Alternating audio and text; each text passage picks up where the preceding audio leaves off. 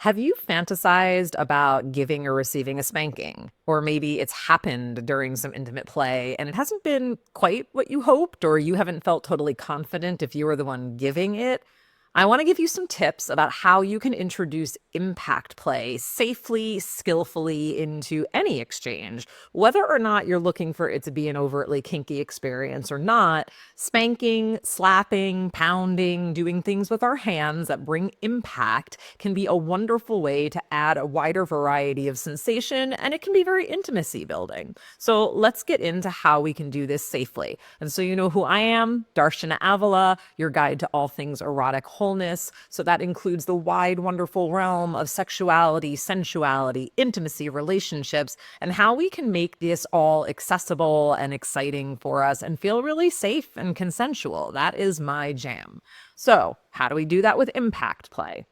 For starters, let's get us clear between us and our partner who's doing what to whom. So, for my purposes, I'm going to use the term top as the one giving the impact and bottom as the one receiving. Nothing unusual here. Those are the terms that are used in a lot of situations, particularly in a kink context. It does not have to be about power exchange. We're just talking about who is doing what to whom.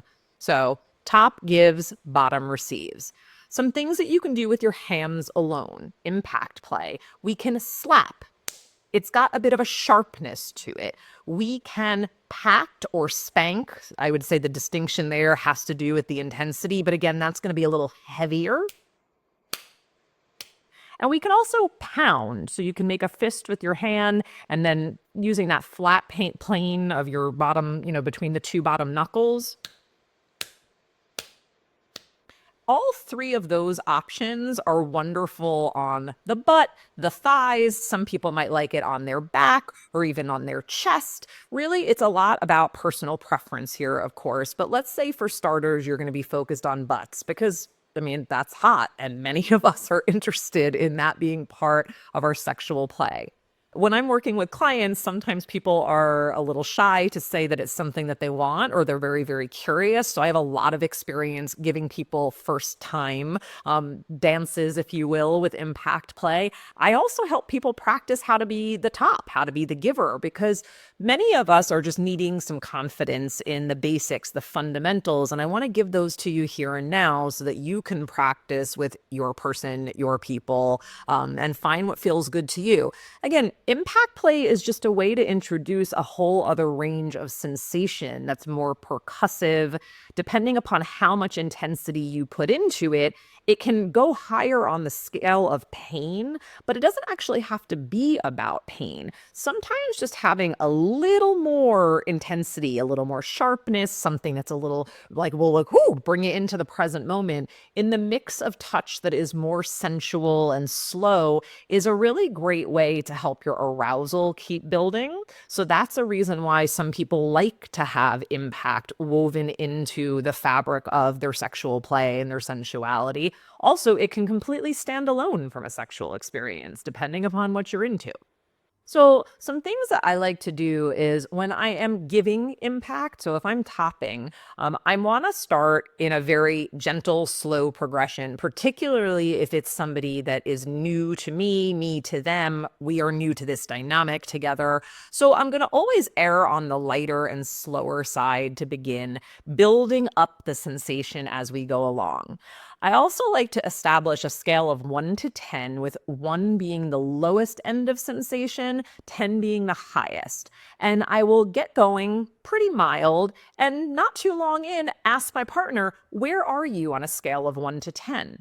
Let's say I think we're at a 5 and they come back and they tell me that's a 7 for them. I'm like, okay, I've got to pull this back. I've got to rein it in. My other question to them is going to be, where would you like to be on a scale of 1 to 10? So if they're at a 5 and they tell me they want to go to a 7, that means I'm going to ratchet it up just a little bit, but not too much. Most people are not looking to be at a 10 unless we're talking about someone who's truly a masochist and really loves pain or really intense sensation. And there are plenty of folks out there who do. I'm talking to the newbies. I'm talking to people who are exploring this perhaps for the first time. And it is something that you might find over time. Your preferences change, your tolerance grows. But for the beginners, we're generally going to start on the lighter end and then build over time. You'll want to make sure if you are the giver, and if you're listening to this as someone who's likely to be the bottom, this is tips that you can give to your partner if they don't know, or you can show them this video. You'll want to make sure that you're not landing in the exact same spot. So if we're talking about butt cheeks, alternate butt cheeks. And it doesn't have to always be one the other, one the other. Sometimes a little variety and anticipation, not quite knowing where it's going to land, can also add to the excitement. So you might do 1, 2, 1. 1, 2, 3, 1, 2, vary it up a little bit. And even, just imagine the curve of somebody's butt. Your hand does not need to land in the exact same spot every single time. So you can be in range, but if you move a little bit away from that landing point, you're going to make it so that the person can probably go a little longer and enjoy more of the experience. Checking in constantly is such a great thing, and it can be sexy, it can be flirty. You can straight up ask, how is this feeling? Where are you on the scale of 1 to 10? Or you can say, is this doing it for you? How do you like it? Can I make this even better? You can bring in some flirtation, some warm energy. Don't be afraid to use your words. That is the point that I want to emphasize. So again, we've got slapping, which is sharper. We've got spanking, or you could even do it on the low end as patting, a little heavier. And we've got pounding with a loose fist. Butts, thighs, back, those are the safest zones. If you are focusing on the back, you'll want to stay on the upper back around the shoulder blades. Steer clear of below the rib cage. We don't want any internal organs getting involved inadvertently. Other than that, you can really have fun. This is a great way to explore. Again, it can be really intimacy building, especially if this is something that you and your partner are trying newly together.